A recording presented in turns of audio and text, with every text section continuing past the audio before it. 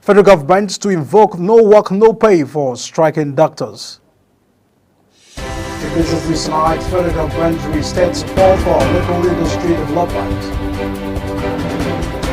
On the foreign scene, European Union Foreign Affairs Chief proposes sanctions on Israeli ministers. On in sports, Chelsea submit official bid for Osimhen.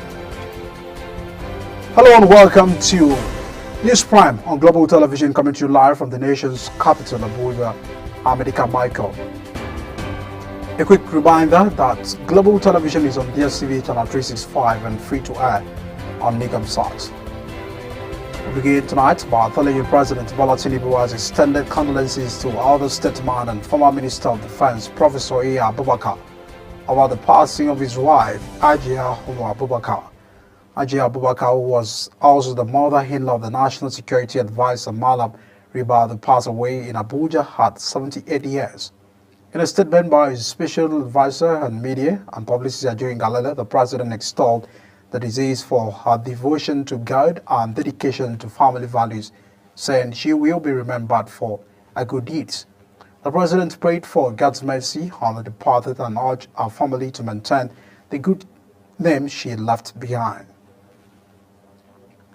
The Minister of Education, Professor Tahir Mamman, says the data repository out of school children education, teacher training, and development and skill development acquisitions policies set up by the Federal Ministry of Education will enable governors know the conditions of school in their various states. Professor Mamman made their disclosure at the inauguration of governing councils of federal tertiary institutions and the board of trustee of Tertiary Education Trust Fund.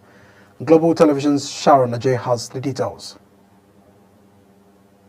By providing access to education, regardless of socio-economic background. Our President Bola Tinubu recognizes education as one of the key pillars through which we can achieve national development. The Ministry of Education developed a roadmap for the sector that emphasizes transformation of the system to guarantee access to quality and equitable education for all. While commending the appointees for their previous achievements, Minister of State for Education, Dr. Yusuf Sununu, noted that the new appointment comes with an additional responsibility, urging that they hold on to social virtues while discharging their obligations. This event marks a significant milestone in our collective journey towards revitalizing and strengthening our educational institutions and agencies. I implore you to approach your duties with diligence, transparency, and a commitment to the greater good of all Nigerian students. The success of our educational institutions and agencies hinges on the effectiveness of your leadership skills. The Executive Secretary of Tertiary Education Trust Fund, Sonny Ichono, stated that the need to invest in Nigerian youth and their education is paramount. To be able to prepare our young people, youths of this country, by investing in them and ensuring that we prepare them not only to exploit the opportunities in our shores, but even beyond, and to also help us find solutions to our national problems and challenges. Professor Tahil urged those inaugurated to make the most of their vast experiences to bring resources to the country's tertiary educational sector. Sharon Ajay reporting for Global. Our thanks to Sharon for bringing us to speed. Now, the federal government told the Federal Ministry of Education has set up a subcommittee to review the demands of academic staff union of universities. This is the both parties agreed to reconvene by September 6, 2024. These decisions were taken at the end of a closed-door meeting held at the Ministry of Education in Abuja. Meanwhile, the federal government says it will invoke the no work, no pay policy on striking resident doctors. The Federal Ministry of Health and Social Welfare said this in a statement signed by its Assistant Director on Information and Public Relations, Ado Bako. A statement noted that the ministry is disappointed over the decision of the Nigerian Association of Resident Doctors to embark on a 7-day warning strike, disregarding all the negotiations and attempts by the federal government to resolve its concerns and ensure continued industrial harmony. The Bauchi State Office of the National Orientation Agency has called on the relevant authorities to consistently update the flood-prone areas with predictions. The State's Director of Bauchi Teresa Omaga made this appeal in a statement issued on the agency's official Facebook page. The National Orientation Agency is hereby alerting the public, particularly farmers and those in riverine areas in Bauchi, to exercise caution due to the incessant rainfall that has ravaged the communities and left some farmers helpless. And now the Niger State Police Commanders has assured residents of the state of their safety despite the recent uncovering and destruction of explosive devices.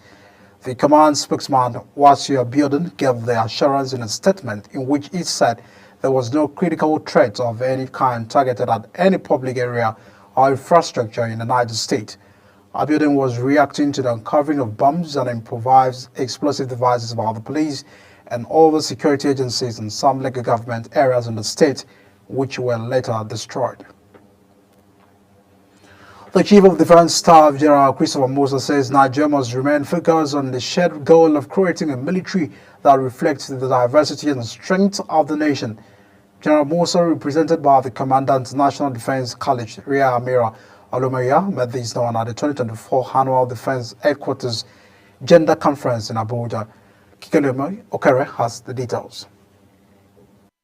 The Chief of Defense Staff, General Christopher Musa, who was represented by the Commandant National Defense College, Rear Admiral Olumuyiwa Olutu, says the conference will help to build on the foundation that was laid in 2023 with renewed vigor and clear vision, emphasizing that the armed forces of Nigeria must be a military where every member, regardless of gender, can contribute to society and peace efforts. It says the conference, being the second edition, is a critical turning point in the effort of the military to incorporate gender viewpoints into all facets of its operations.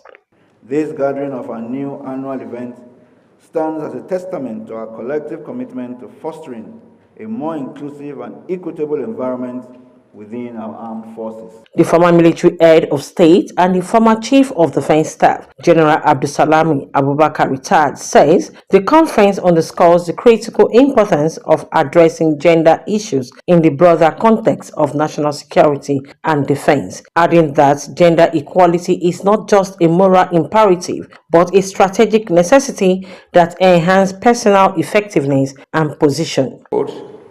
It's a call to action. It is a recognition that our military's effectiveness and efficiency depend on the full participation of all its members, regardless of gender. The former First Lady of the Federal Republic of Nigeria, Dame Patience Jonathan, says women brings unique perspective to the table, contributing significantly to peacekeeping and conflict resolution. I am extremely pleased that the Nigerian woman now has been accorded the rights of place in a male-dominated career like the military. The annual Gender Conference 2024 with the theme Mainstreaming Women, Peace and Security Agenda for Enhanced Operational Efficiency in the Armed Forces of Nigeria provides the platform to share best practice, discuss innovation solutions, and to affirm commitment to creating a safe environment for all personnel. Kikeleme Okere, Global Television News. And now, as part of measures to safeguard public health, the Delta State government called on members of the public to exercise caution and patronize only registered and licensed medicine shops.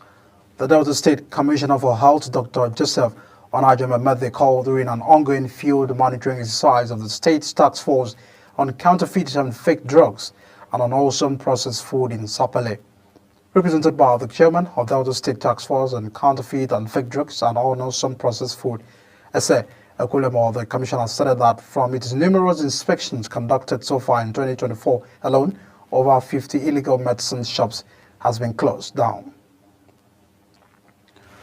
The World Health Organization has given the green light to Gavi and UNICEF to proceed with the procurement of vaccine for prevention of outbreaks, especially the monkeypox, pending additions by the World Health Organization's Director General. He said in a statement that for 4 years, the organization has been calling for more research and for development of diagnostics, therapeutics, and vaccines for Mpox. Meanwhile, a new outbreak of diarrhea has claimed the lives of more than 40 people, mostly children, in Kano State. Several thousands others have been hospitalized due to the disease. An anonymous hospital official who requested to remain unnamed due to media restrictions reported a high daily death toll from the outbreak. The official explained that the hospital is overwhelmed because many local government area hospitals lack the necessary facilities to manage such cases. The Ondo State Sector Command of the Federal Road Safety Corps has warned the motorists flying the state against violating traffic rules, which could lead to road accidents resulting in loss of lives. The Ondo Sector Commander of the Federal Road Safety Corps, Abitu Samo, gave the advice while confirming a road accident which occurred on the Ondo-Hore Expressway at Ejue community in Adiba local government area of Ondo State on Tuesday night. Out of fewer than 16 people were burnt to death, while 3 sustained injuries in the fatal road accident. You're watching News Prime on Global Television, coming to you live from Nigeria's capital, Abuja. When News Prime returned, federal government approves 50% electricity subsidy for hospitals. Details of these and more after this break. Please stay with us.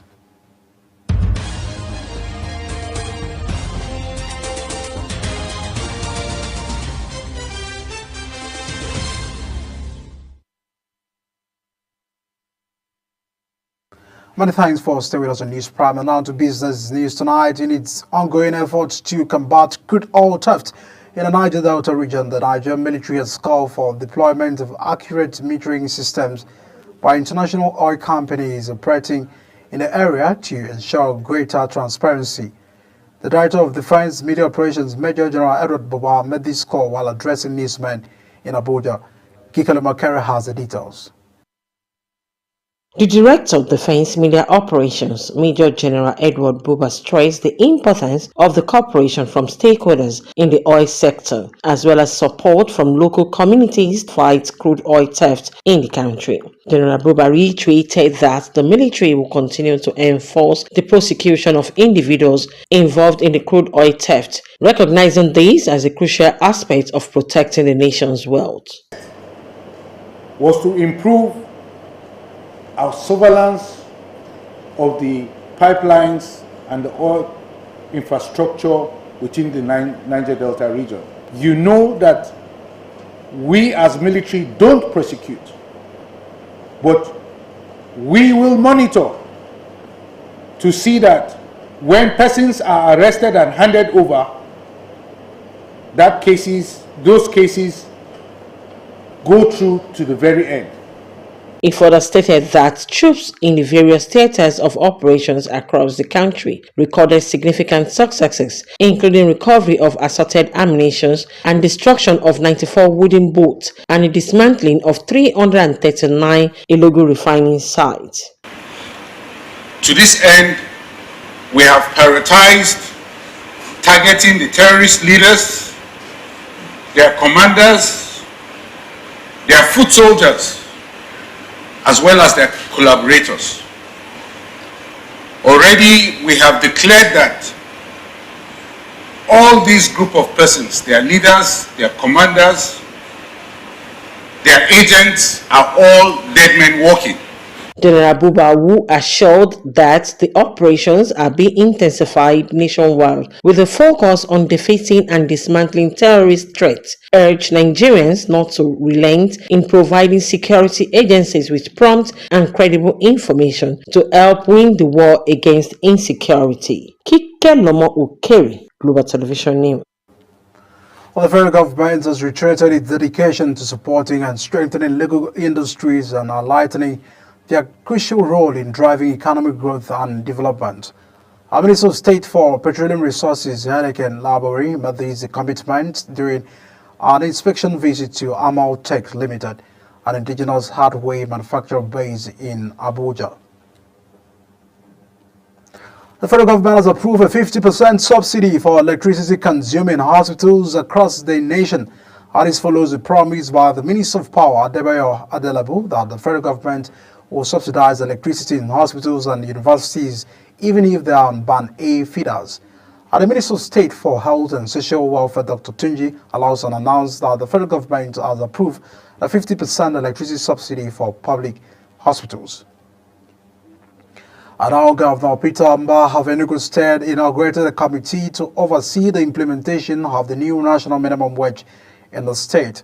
The committee is chaired by the head of service, Kenneth Ogu, with Sandra George, a representative from the Office of Secretary to the state government serving as secretary.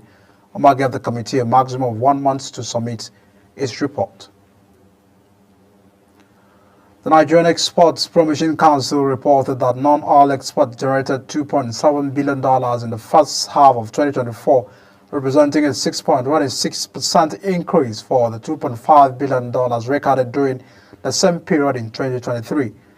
This was disclosed by the Executive Director and the Chief Executive Anoya Ayeni during a presentation of the progress report on non-oil export performance for 2024 in Abuja. Ayeni said that the total volume of exports during the review period was about 3.834 million metric tons, with over 211 products exported, ranging from agricultural commodities to products from extractive industries. The Minister of Power, Adebayo, has clarified that electricity consumers who get free prepaid meters will have up to 10 years to repair the cost. Adebayo's statement contradicts claims that customers who pay for meters will be refunded through the energy credit. Speaking recently in Ibadan, the minister, who acknowledged that the cost of meters had been on the increase, said funding was a major challenge.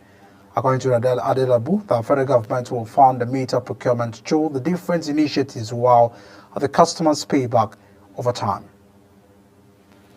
And on the foreign scene tonight, the senior Chinese military officials warned the United States to stop collisions with Taiwan, while top White House aide Jake Sullivan stressed the importance of stability in the tense trade in the rare one-on-one meeting both sides said.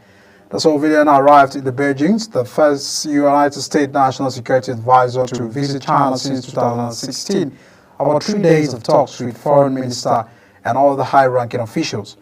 The visit came as China became embroiled in the security rows with the United States allies, Japan and the Philippines. And still on the foreign scene, the European Union's Foreign Affairs Chief Joseph Borrell has asked the 27 European Union member states to impose sanctions on Israeli government members. The proposed sanctions targeted Israeli Finance Minister Bezalel Smotrich and the National Security Minister Itamar, who learned from the European officials shortly before the foreign ministers' meeting today.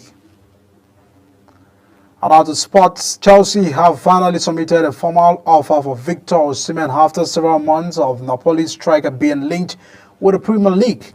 According to transfer experts, the Blues have presented an official bid to the player's agent Roberto Calena, while formal talks with Napoli are expected to have begun on Wednesday.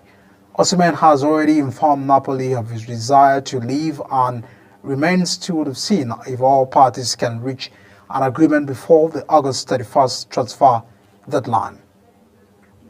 And still on sports, Manchester United legend Rio Ferdinand has given his opinion on the unrumored swap deal between Chelsea and Manchester United involving the Raheem Sterling and Jadon Sancho. Both Sancho and Sterling have deemed surplus requirements this season at their respective clubs and are expected to find another club. A report had emerged that Chelsea are looking to conclude a deal to sign Sancho from Manchester United. And as we wrap up the Global TV News Prime, let's take a look at some of the major stories. Ted Fund inaugurates boards of councils and institutions. Federal government to invoke no work, no pay for striking doctors. And business, federal government to restate support for local industry development. Out of all seen, European Union Foreign Affairs Chief proposes sanctions on Israeli ministers. And sports tonight, we told you Chelsea submit official bid for Osimhen. That's the package and News Prime coming to you live from Nigeria's capital, Abuja. We're on DSTV channel 365, Star Times 276, and free to air. Kindly follow us on all across social media platforms using at Global TV, NG, and other handles now shown on the screen. I am Edika Mike. Many thanks for watching and stay with us tonight. See you again.